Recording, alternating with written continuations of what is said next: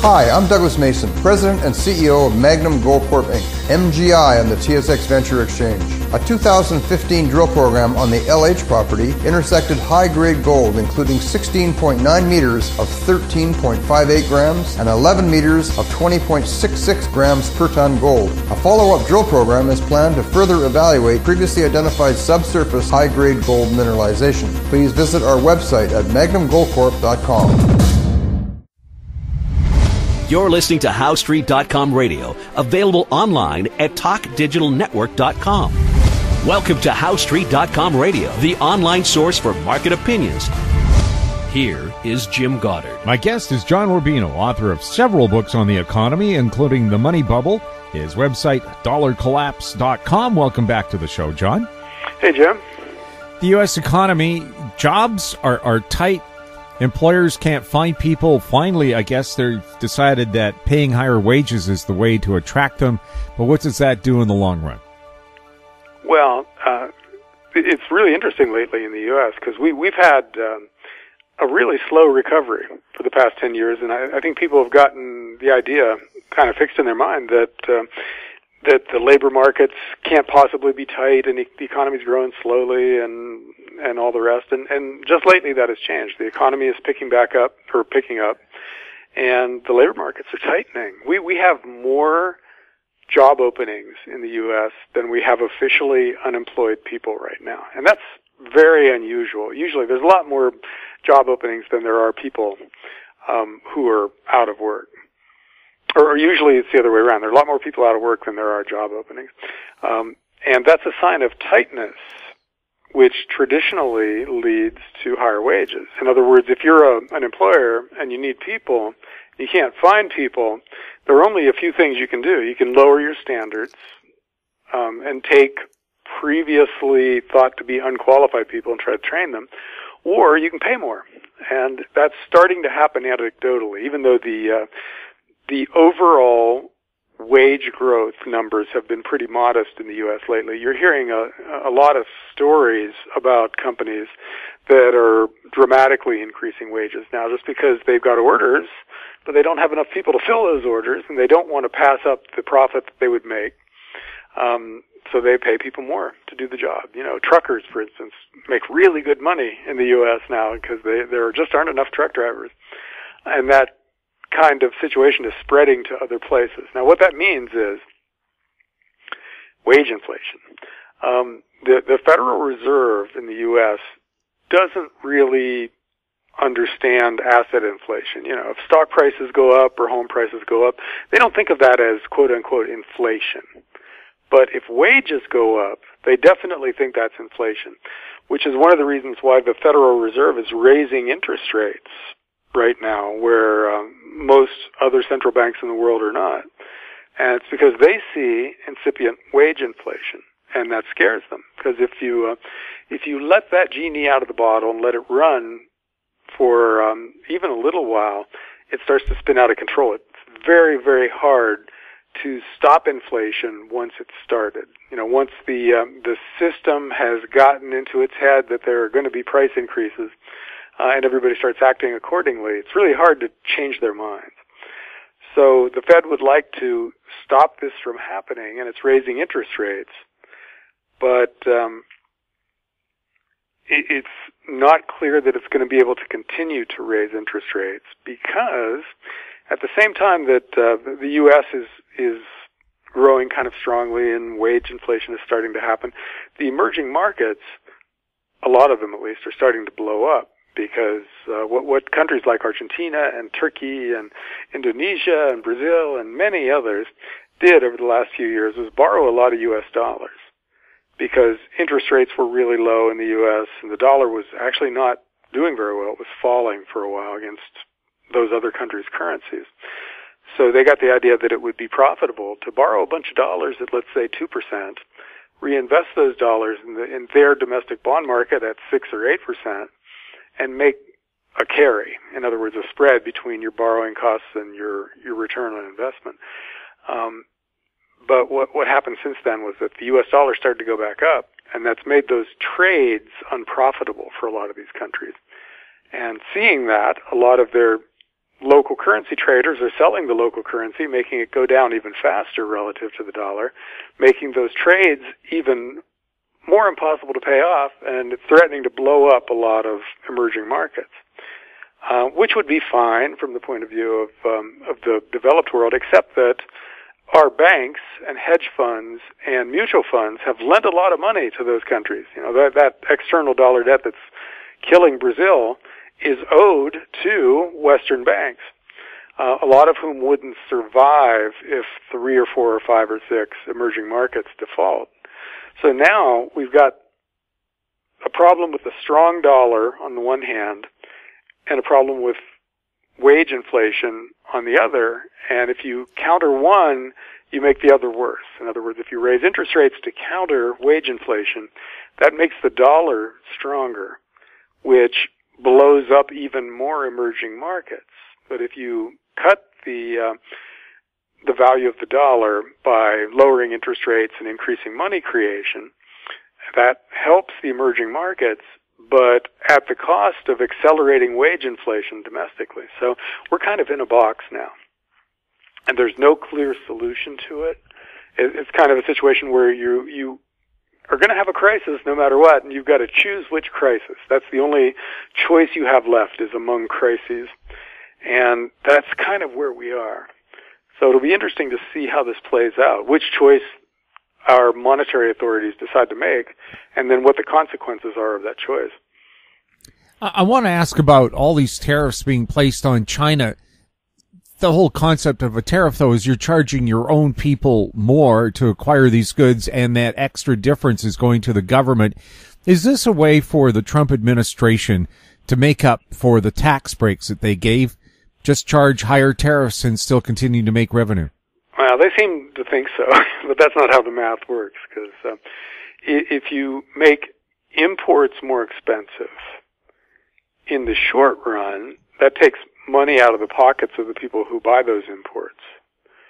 And they have less money left over for in other words, they have less taxable income. So the federal government makes less money in taxes, all of other things being equal. That probably offsets whatever they make from the tariffs. So that is not a revenue raiser in the short run. In the long run, if making imports more expensive leads people to build factories here in the U.S. to make whatever it is we're putting up trade barriers against, then that's arguably a good thing. So hopefully, if the Trump administration has any idea what it's doing, they've got their eye on a longer-term change in the terms of trade that will benefit us down the road. You know, it's years before a factory that somebody has the idea of building now actually gets built. So none of this is a moneymaker in the short run. But if we end up renegotiating all our trade deals on slightly more favorable terms, it could be that this trade war that Trump started turns out to be a success. I don't know. It's the world is so messy right now. It's really hard to make a lot of sense out of all the cross currents, because we've got geopolitical stuff going on where 3 different groups are claiming that somebody else is planning or has already carried out a false flag attack in Syria. And China is building a navy that's bigger than the U.S. Navy and claiming all kinds of territory in the waters near its mainland for itself, when other countries also claim that, you know, the islands and the fishing rights, et cetera, there. So just those 2 things are scary enough, but there's lots of other things going on that are also very scary. So you've got a trade war, you've got the potential for a shooting war between nuclear powers, we've got the Middle East, as always, in flames, and emerging markets blowing up, currencies collapsing, and inflation starting to pick up in the U.S. with financial assets priced for perfection. You know, we've got the U.S. stock market now is right at an all-time high, and stock valuations based on earnings or cash flow or price to sales or any other measure you want to use are at historically high levels. the bond market is still pretty strong. Even though bond prices aren't quite as high as they were, they're still historically very high. So we've got the potential for disruptions coming at us from several different directions, and financial markets that are clearly not prepared for any of this. So I think the outlook is for volatility, and that's all you can really say with any kind of certainty. We'll have more with John Rubino right after the break. MGX Minerals is revolutionizing the new energy economy with patented lithium extraction technology, replacing traditional solar evaporation using low-cost, low-energy nanofiltration. The first system of this paradigm shift technology is currently being commissioned. MGX Minerals trades on the CSE, symbol XMG, the OTCQB, symbol MGXMF, and Frankfurt, symbol 1MG. For more information, visit our website, mgxminerals.com. I'm Kelly Jennings, CEO of PowerBand Solutions. PowerBand is a cloud-based provider of auction, inventory, and finance solutions that make buying, selling, and financing vehicles more efficient. PowerBand Solutions trades on the TSX Venture Exchange symbol PBX and on the OTCQB symbol PWWPF and on Frankfurt symbol 1ZV. For more information, please visit us at powerbandsolutions.com. Welcome back. We're speaking with John Rubino. John, with the emerging markets in trouble, what are the odds of that finally affecting the major markets in Asia, Europe, and North America? The odds are pretty good because we lent the money to them. You know, the loans that are blowing up over there are on the books of big developed world banks. For instance, the Spanish banks lent the equivalent of 5% of Spanish GDP just to Turkey. And Turkey is kind of in free fall right now. There's a geopolitical aspect of this. Turkey and the Trump administration are going at it over some things that I don't think anybody really understands and would be just boring to go into. But it's causing the Turkish lira to really plunge, which makes the loans that Turkey has taken on from Western banks impossible to pay off. So now the question becomes, do they default? And what does that do to the Spanish banking system if 5% of GDP just evaporates, becomes non-performing loans? Do Spanish authorities then have to bail out Spanish banks? What does that do to the Spanish government balance sheet? Does the European Central Bank then have to bail out Spain's government? Hard to say where we go from there. And then Italy is in worse shape than Spain, just generally, all the time. And several other European countries are not in great shape. Plus, even Germany is in deceptively bad shape. You know, you look at them and they look great. They're running a budget surplus. They're an export powerhouse, super low unemployment. But they've achieved all of those things in part by the equivalent of vendor financing in the European Union. In other words, they lend money to other European countries who then use that money to buy German stuff. So Germany looks great while it's selling that stuff, but as soon as those other countries start defaulting on the debt that they owe to Germany, then Germany has to kind of revalue everything. They have to say, oh, okay, we need to, cut that debt in half and we need to take that loss. And then you kind of got to put that against past year's earnings. So all of a sudden, this year's beautiful results don't look so great because it was actually a myth based on bad loans made to other countries. So even Germany is not in the great shape that they seem to be. Basically, everybody's over-indebted. And, it could well be that Europe is the catalyst for some kind of a global monetary crisis. Does it look like Britain was smart to keep the pound and that bailing out of the European Union might be a good idea and a good protection? Well, yes to the first. Keeping the pound was a good idea, almost certainly. That's barely arguable.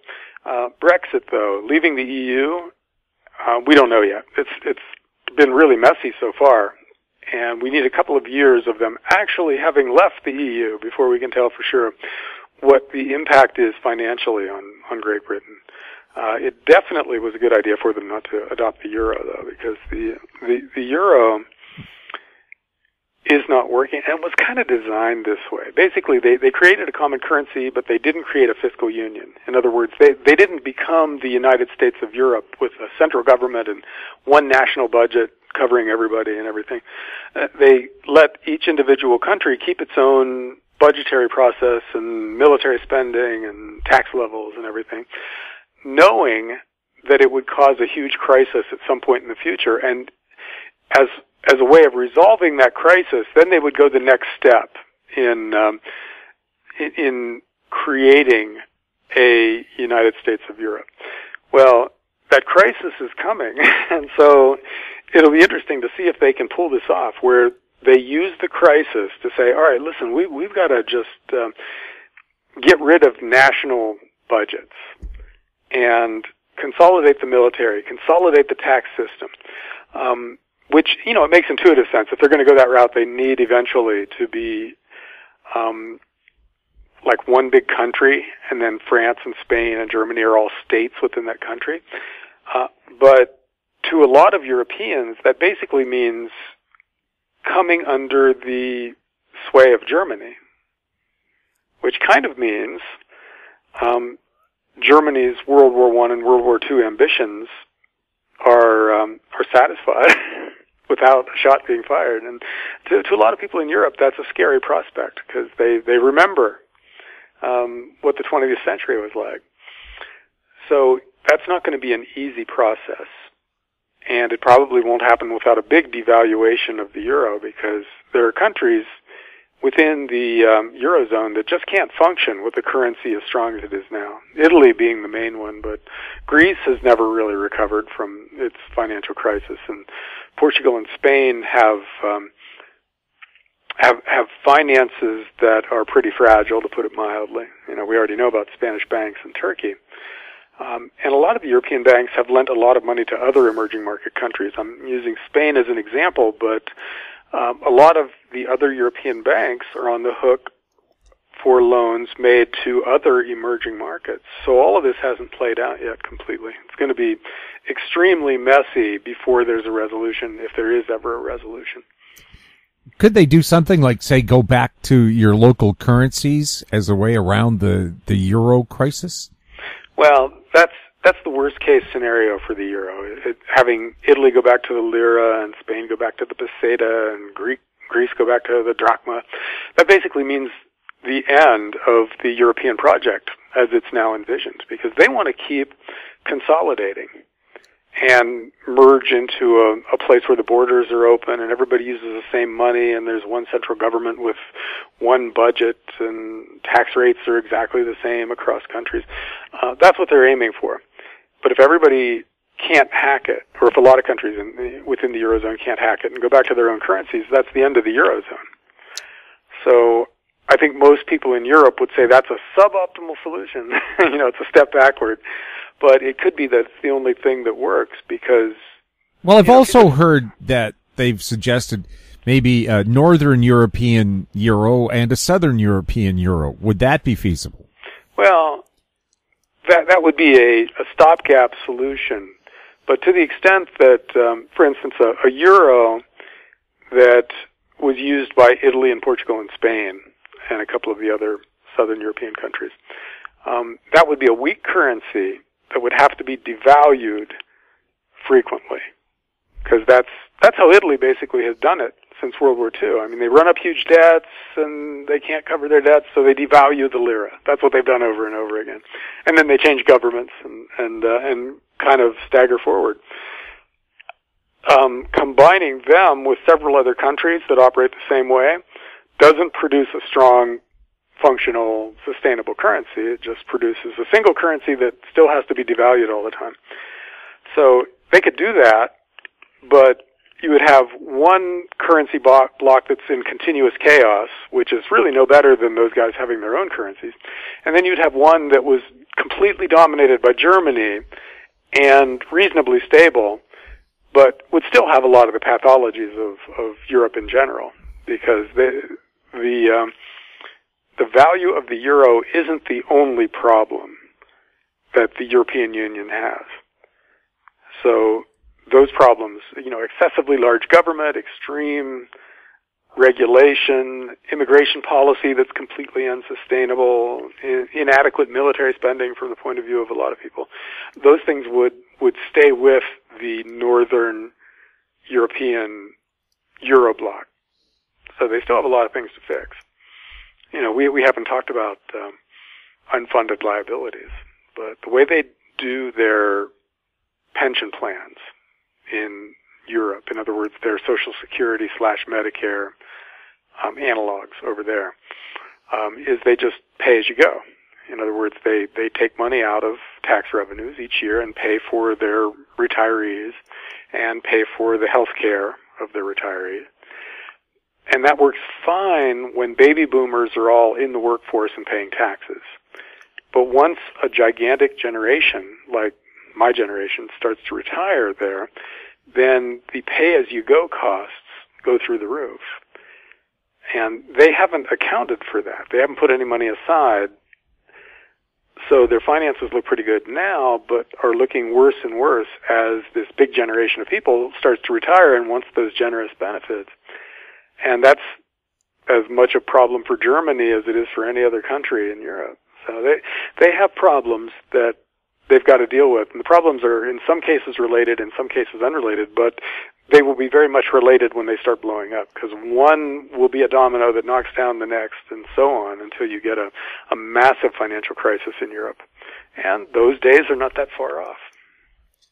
There used to be a time those crises would spark wars. Yes. Well, that's the truly scary thing about financial crises. You can get through them with a lot of people losing money and come out the other end and be scarred but alive. But if a financial crisis morphs into a geopolitical crisis which turns into a shooting war, then all bets are off. And historically that has happened frequently. Germany had a hyperinflation in the 1920s. Then they got the Nazis not too long after that, and there was a fairly direct relationship between the damage to a society that a hyperinflation does and the rise of populist and authoritarian governments. Historically, that's been the case. After the French Revolution, to take another example, they had a hyperinflation, and then very quickly they got Napoleon and a whole generation of European war. So that to me is the scariest part of this story. We're clearly screwing up our finances. There's no doubt about that.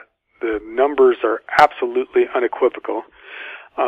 And a crisis that flows from those impossible numbers is inevitable.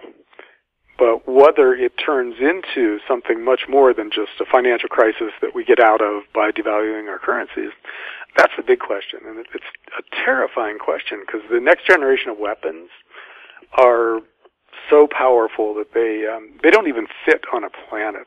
We can do stuff that's hard to contain within one planet's ecosystem now. So we can create destruction on a scale that is unimaginable. And if we get into a fight, say between the U.S. and Russia and China, and Europe gets pulled into that, then God, it's really hard to imagine where something like that ends, just because we've got all these weapons that we've never tested in real life. We've never used them on an enemy or anything.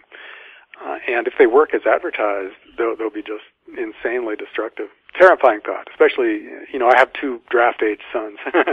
So this is on my mind every once in a while. Well, hopefully they develop bone spurs. Yeah. Well, hopefully they develop passports to a neutral country and they fly there. That's what will happen if there's a war where they try to start drafting my kids. We'll have more with John Rubino right after this. Vatic Ventures Corp. is a potash exploration company focused on the Korat Basin in Thailand, the world's largest undeveloped potash resource. Vatic's management has extensive potash exploration and development experience in Thailand. Vatic will have marketing advantage compared to Western producers. Drill program commences this spring. Vatic trades on the TSX Venture, symbol VCV, and on Frankfurt, symbol V8V2. Visit our website, vaticventures.com.